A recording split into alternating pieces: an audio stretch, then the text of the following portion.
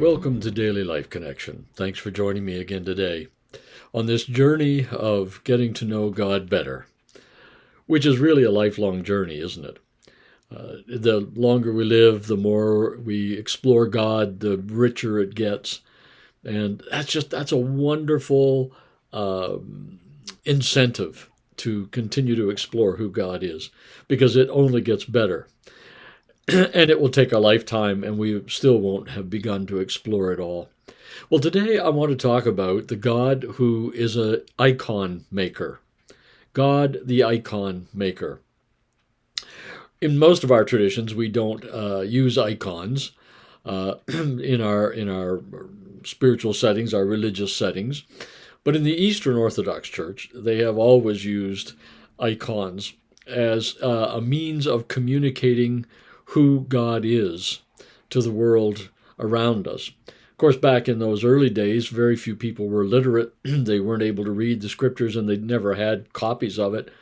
So for them, the icons of the saints and the life of Christ, his baptism, his resurrection, his ascension, those icons were ways that the people were able to, that God was able to communicate with them about who he is and who he was. When they did an icon of a saint, maybe St. John or St. Luke or whoever, and some of the early church fathers especially, the idea behind it was not that it was to be worshipped, but that it was a reminder that we are surrounded by a great cloud of witnesses. And it was a reminder that in and through their lives, the life of Christ himself flowed out into the world. And it was a great reminder that that's who we are. That's where I want to go with this idea of God, the icon maker. Very interesting to me that when they paint icons, and they still do, that they take time to pray first, and they consider it a very spiritual activity. And they are very careful about how it's painted and the colors used and so on to communicate who God is through that icon for people who may see it. Well, that's exactly what God did in Genesis chapter 1.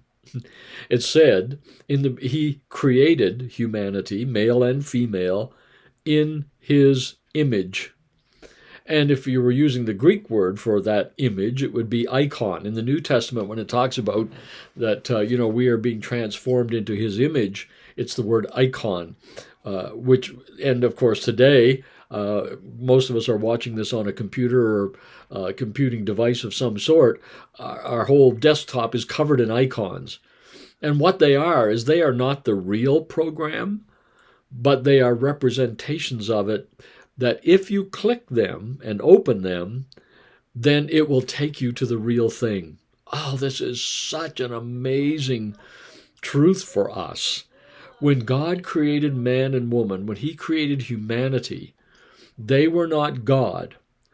But the reality was that any created being in creation should be able to click on them, and they would lead the clicker into the very presence of God.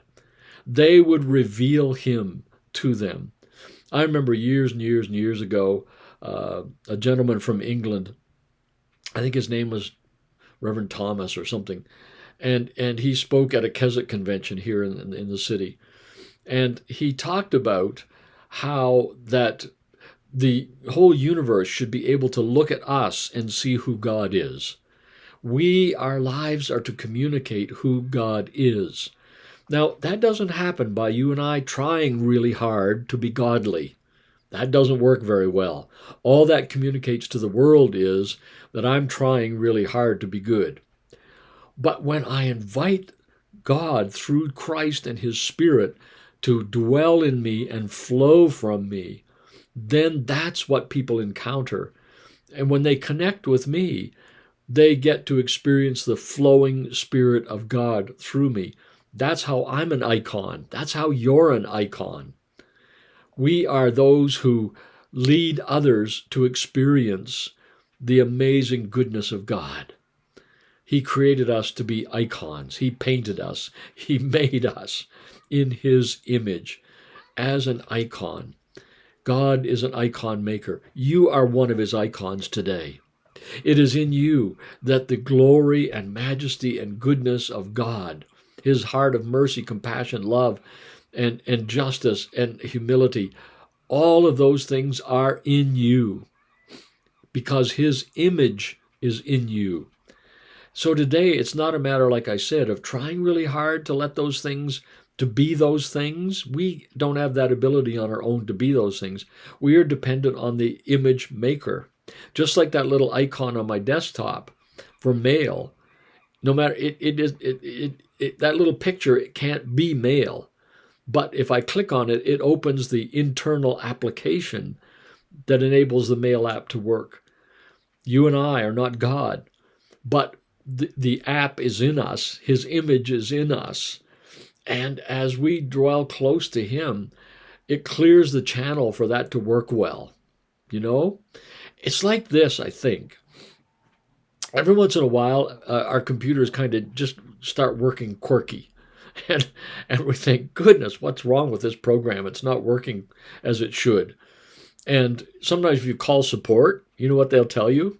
You need to reboot your computer. You need to shut it down and reboot it so that everything recalibrates. And oftentimes it solves the problems and all of a sudden things are working the way they are. Now here's the point.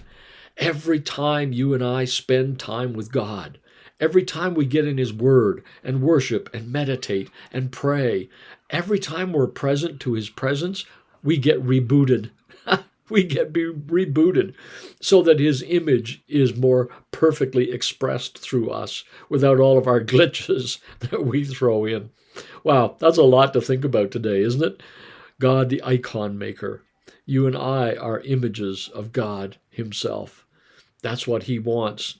He delights in that, in that our picture being the picture that leads people to his presence. Wonderful news today. Lots to think on.